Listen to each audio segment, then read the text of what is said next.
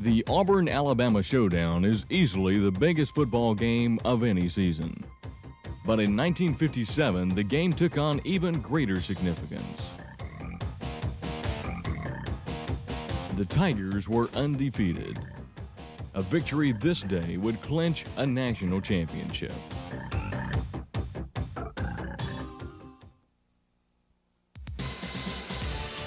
The Auburn Tigers. Their heroics are legendary.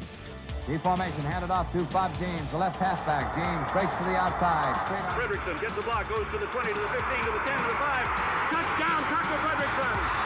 And here's Sullivan faking to Henley. Sullivan's going to go very long for Beasley. He's there. Touchdown, Auburn. Auburn going after it. Here's a good snap. It is blocked. It is blocked. It's caught on the run. It's caught on the run. He's going to score. David Wagner. David Wagner has scored. And Auburn has tied the game. Nixon's going to float one for Sanders. Sanders. Oh, he caught it at the 2. And he dived in. Touchdown, Auburn. Touchdown, Auburn. Oh, my goodness. After more than a century of highlights, championships, and breathtaking victories, still some games stand out above the rest. These are Auburn's greatest games.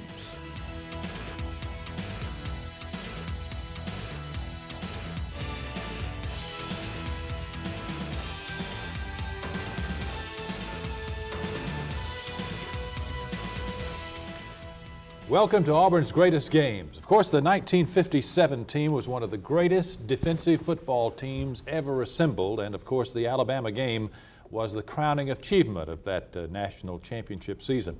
I'm Phil Snow. Along with me is Auburn Athletic Director and historian David Housel. This team, David, had some of the most interesting individuals you'll ever meet anywhere, football or anywhere, and they live in the history of Auburn people and ever shall, I guess. You're right, Phil. Many, many interesting individuals, many, many interesting stories, all coming together to create and to mold one truly great Auburn football team. Our first and to date only national champion. So many unlikely personalities. The story of Lloyd Nix, who was second string halfback. Right. Moved to the quarterback position when the first team quarterback was kicked off the team just a few weeks before going to Knoxville to play Tennessee, a team that had went 10-1 the season before. Unbelievable story. A couple of sophomores that became great All-Americans but were untested, unknown quantities at that time, Zeke Smith and Jackie Burkett. You're exactly right. Both of them went on to become All-American and become two of the greatest linemen ever to play at Auburn. Don't forget big number 88, Big Red from Alexander City, Jimmy Red Phillips, the only All-American on the 57 team. Billy Atkins, tremendous kicker and running back. As you look back at the tapes of the 1957 team, in particular the tape of the Alabama game, you see so many Auburn names that keep coming up again and again. I was just looking at some notes here, and Shane Wasden, who was so important in Auburn's 1988-89 SEC championship teams, and who was one of the key players in Auburn's 1989 win over Alabama, the first time Auburn ever beat Alabama at Jordan-Hare Stadium. Shane's father, Bobby, was on this 57 team. Billy Atkins, Ace Atkins, number 39. Greatest game against Florida, right? Ace or his son? I'm talking about his son. His son, that's right. You think about tradition, you think about heritage. Here we will see Billy Atkins from Millport, Alabama, who played for a high school team known as the Junior Tide, leading Auburn to a national championship. 36 years later, his son, Ace Atkins, helps lead Auburn to its next undefeated season with those great and timely sacks against Florida. Auburn football has a lot of color, a lot of pageantry, but one of the most beautiful, meaningful things about it is from father to son to generation.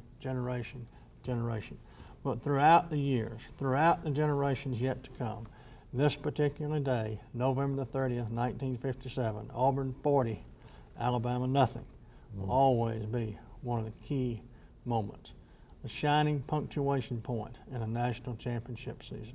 Well said, Mr. Athletic Director. And let me also say that two of the most well-known and colorful individuals of that time were Lloyd Nix, as we said, and Zeke Smith. Here are some of their recollections of those days in 1957 when they were starting out on that great string of wins.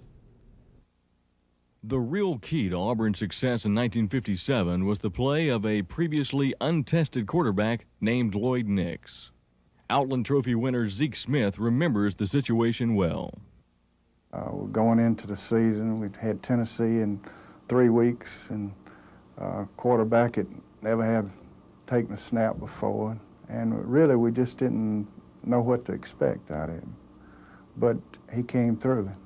He couldn't run, he couldn't pass, but he won, and he didn't make any mistakes. And he was probably responsible for us being national champions. Zeke Smith, who would go on to be Auburn's first Outland Trophy winner, and we'll have to remember to remind folks, David, in this tape to watch some of the interior blocking. That they were a tremendous bunch of players by the time they got to the Alabama game. They really were, Phil, and it's even more amazing that they played both ways. They played on offense, they played on defense, and the great players on this team, many of them excelled on both sides of the football. The key to that success, I suppose. That's right. Of course, they won on defense. They refused to beat themselves, and they won on defense. Make no mistake about that. The tape we're about to see, you'll see time and time again where Auburn created breaks, turned interceptions into touchdowns, that kind of thing. And because they were a good defensive team, they tried to play error-free on offense, right? That's exactly right. Very conservative. People used to criticize Auburn for only winning 6-0, only winning 7-0, only winning 3-0. But a win is a win is a win is a win is a win. And you know the amazing thing about it? Those wins have withstood the test of time. It's 1957, decade of the 90s, 2000 and beyond. It's still going to be Auburn 3, Georgia Tech nothing. Right. Auburn 7, Georgia Tech nothing. Auburn 40, Alabama nothing. They had 3 teams in those days.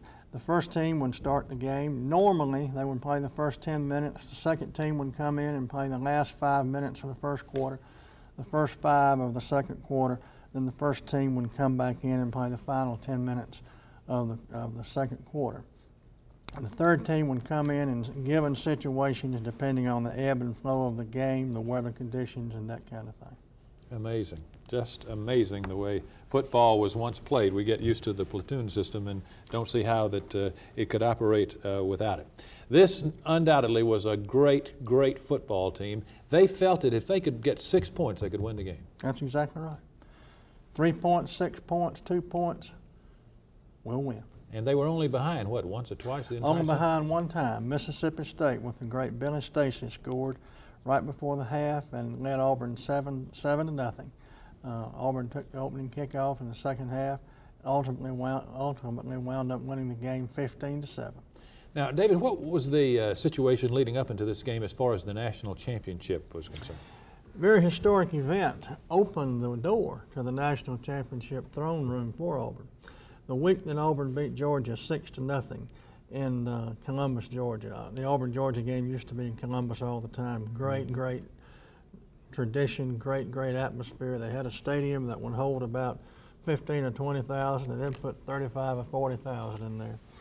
Defense won the game. Auburn held Georgia about 5 times inside the 2-yard line. Recovered a fumble to end the Georgia threat. Auburn 6, Georgia nothing. On that same day, Notre Dame defeated Oklahoma 7-0 and ended Oklahoma's 47-game winning streak.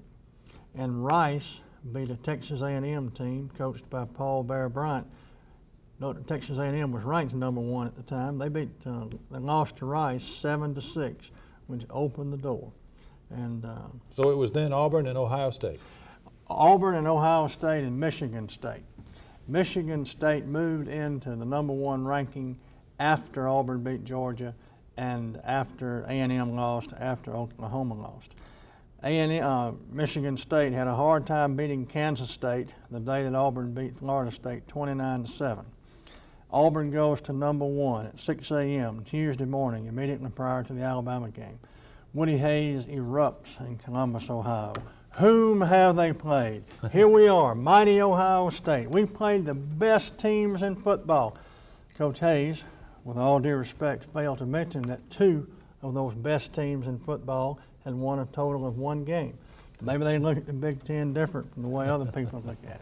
But at any rate, whom have they played, referring to Auburn? That was the battle cry, huh? That's right. It's been a long time.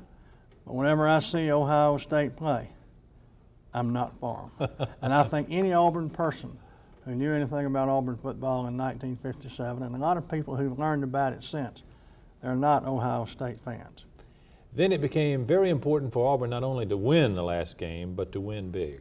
Auburn had a very slim margin over Ohio State. Woody Hayes was campaigning very bombastically up in Columbus, Ohio.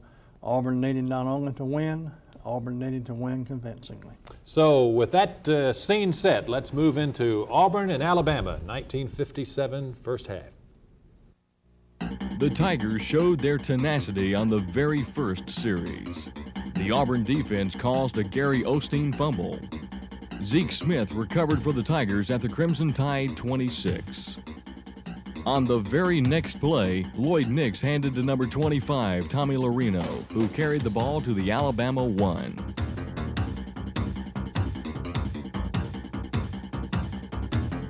The Tide defense held initially as Billy Atkins attempted to take it in on first down, but they couldn't stop him on his next try.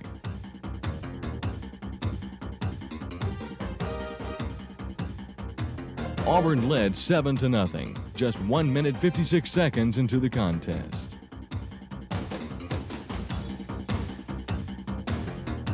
The Crimson Tide started its next possession at the 30, but the Tiger defense wouldn't budge an inch. 3 plays later, Alabama punted back to Auburn. Starting with good field position at their 38, the Tigers continued their attack. On second down, Tommy Larino again came up with a big play, taking the ball to the Alabama 30. On first down, Lloyd Nix went to the air. Once again, it was Larino. His catch and run set up first and goal at the 9. 2 plays later, Billy Atkins powered it up the middle, and the Tigers led 14-0, scoring on their first 2 possessions of the game.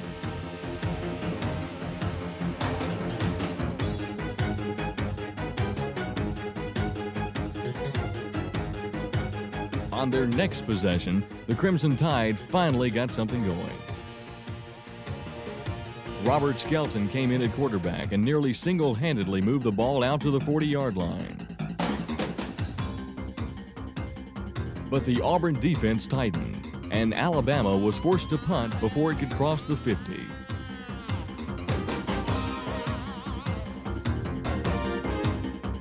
The Tigers went on offense with Bryant Harvard in for Lloyd Nix at quarterback, but you could hardly tell the difference.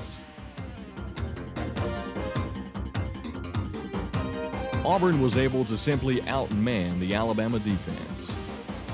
The Tigers were driving for another score when time ran out in the quarter.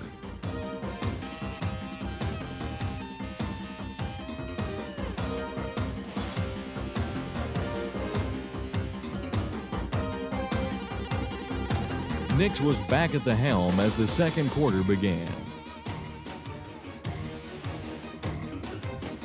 His 1-yard run around the right side gave Auburn a commanding 21-0 lead, just 1 minute and 5 seconds into the quarter.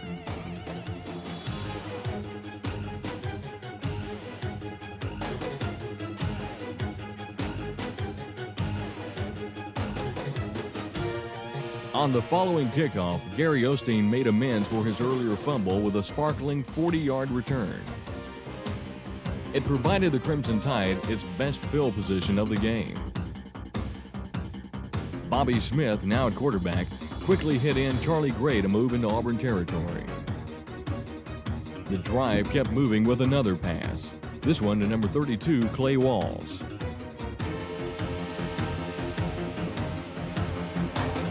But as Alabama threatened, the Tiger defense came up with a big play. It was again Tommy Larino, the Bessemer Flash, with the heroics. He raced 79 yards for the touchdown. Auburn led 27-0. Alabama couldn't move on its next possession, but its punt pinned Auburn back inside its own 10. The Tigers punted from their own end zone on 3rd down just to be safe. They got a great effort from punter Billy Atkins, and Bama started at the Auburn 45. 3 plays later, the defense again made the big play. This time, it was Jackie Burkett stealing a Robert Skelton pass and returning it 66 yards for the touchdown that made it 34-0 at the half. My goodness, the game was, shall we say, well in hand at the half. Auburn already had their impressive win, it looked like. What was the attitude in the second half, as you recall from Very your simple. research? It was a matter of how much, a matter of how much. And there was no doubt about how much Auburn people wanted. They wanted 56-0. When the Auburn-Alabama series was renewed in 1948, Alabama won the first time out, 55-0. And Auburn people, rightly or wrongly, felt that Alabama had run up the score in 1948. Now we're talking about 9 years later, 1957, and the whole chant during the halftime, 3rd quarter, 4th quarter, 56, 56, 56. Coach Sturgeon wouldn't do it. He let the offense score one more. The offense, they were playing both ways. Auburn scored one more touchdown, and then everybody who was on the team got to play in what for Auburn was a national championship game. Oh my, what a great game. Okay, let's go back to the second half and see those final closing minutes of the 1957 season, the championship season of Auburn football. The final scoring in the game came early in the 3rd quarter. Lloyd Nix found All-American Red Phillips in the end zone with a 26-yard scoring pass. With the score 40-0, Coach Shug Jordan called off the Dogs and played backups the rest of the way. A 10th consecutive victory and an undefeated season was assured. When the season concluded, the Tigers were declared national champions of college football by the Associated Press.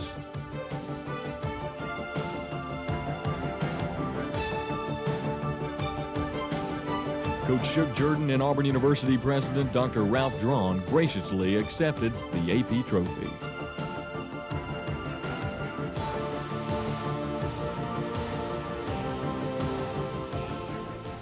Okay, let's go back and talk about the sequence of events. You must remember now in those days the national champion, the voting was done after the regular season and not after the bowl season. What, fill us in on the sequence of events after the game. Woody Hayes made one mistake. He didn't take Bill Beckwith into account. Bill Beckwith, publicity man in Auburn at the time, talked with Sam Adams, who was a sports editor of the paper here in Montgomery. And they determined that in those days, every AP outlet in the country had a vote. And so they contacted all of the outlets in the Southeast, all of the outlets in the traditional anti-Big Ten country. And they said, don't vote, hold your vote, hold your vote. And then they said, they sent out a telegram, now vote. And it was a landslide win for Auburn. Woody Hayes was doing the talking. Bill Beckwith and Auburn were doing the working. And Auburn was named #1 in the nation at 6 a.m. on December the 3rd. That was on Tuesday? On Tuesday, December the 3rd, 1957. Auburn had 8,000 students at the time, and you can imagine the pep rally they had at Toomer's Corner. It's an interesting footnote to this 1957 season that the president of the student body who led that pep rally was a young man named Ken Mattingly, who would later go on to become an astronaut, make one of the moon flights, and when Apollo 13 had its problems on its way to the moon, Ken Mattingly, the Auburn graduate, the astronaut, got into the simulator in Houston and helped get the other astronauts back home safely. Tremendous. Footnote to a national championship season. Auburn's national championship year, 1957. David, thank you for the remembrances, and we will see you again next time on another of Auburn's greatest games.